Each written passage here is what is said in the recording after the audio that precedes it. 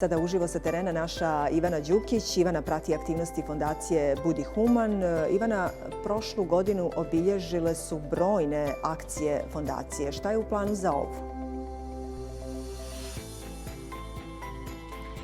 Tako je, Marija. Baš kao i u prošloj godini, fondacija Budi human i ove godine ima mnogo planova. A naša gošća ovog jutra je Dajana Ljiljanić. Dobro jutro. Dobro jutro vama i vašim gledalcima. Kome su u ovom trenutku sredstva najpotrebnija? Veoma sam ponosna na činjenicu što mogu da istaknem da smo od osnivanja do danas pomogli 53 mališana i za njihovo liječenje prikupili preko 1.600.000 eura. I zahvaljujući toj činjenici u ovom trenutku nema aktivnih mališana koji prikupljaju sredstva za svoje liječenje, ali moram naglasiti da su već neka djeca u proceduri, da ćemo jako uskoro otvoriti profil za njih i sigurno sam da ćemo opet pokazati veliko srce i u jako kratkom roku prikupiti sredstva i za njihovo liječenje. Da li je zaživio plan podrške starijim korisnicima? Mi aktivno radimo na proširivanju djelovanja, a proširivanje djelovanja podrazumijeva upravo pomaganje i odraslim licima koji se bore sa teškim oboljenjima.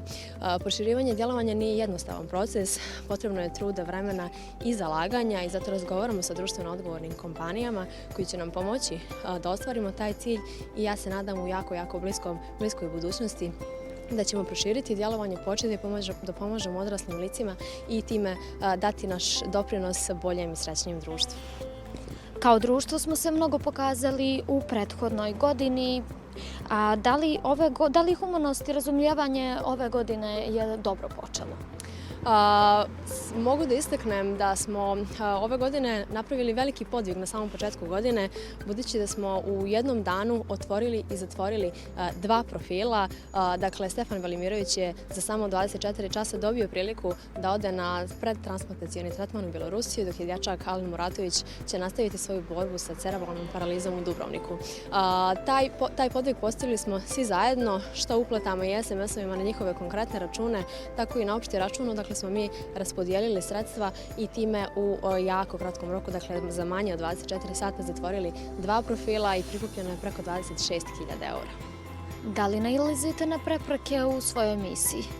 Mi se trudimo da nas ništa ne remeti, ali kao i čitavu planetu i nas je poremetila nas i pandemija koronavirusa, u tom smislu da nismo mogli da organizujemo mnoštvo akcija koje su bile u planu i eto, iskreno se nadamo da ćemo u ovoj godini imati priliku da prosto realizujemo sve ono što smo zamislili i da negdje podignemo to na još više nivo i da angažujemo naše društvo koje je inače prepoznato kao humano još više.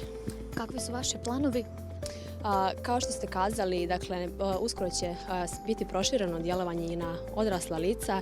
Međutim, moram da istaknem da smo relativno skoro omogućili doniranje platnim karticama, pa posjetom sajta budihuman.me koji je itekako transparentan, gdje se mogu provjeriti sve uplate. SMS je u realnom vremenu, dakle imate mogućnost doniranja i platnim karticama, što itekako ubrzava proces doniranja. Također imamo u planu i mnoge projekte. Jedan od njih jesu elektronske donatorske kutije koje će napraviti određenu humanitarnu revoluciju gdje ćete moći da donirate na najprometnijim lokacijama u državi, ali nadam se da ćemo o tome razgovarati uskoro kada to bude u finalnoj fazi. Radimo sve što možemo da naše djelovanje podignemo na najviše mogući nivo, a sve u cilju da pomognemo onima kojima je najpotrebnije.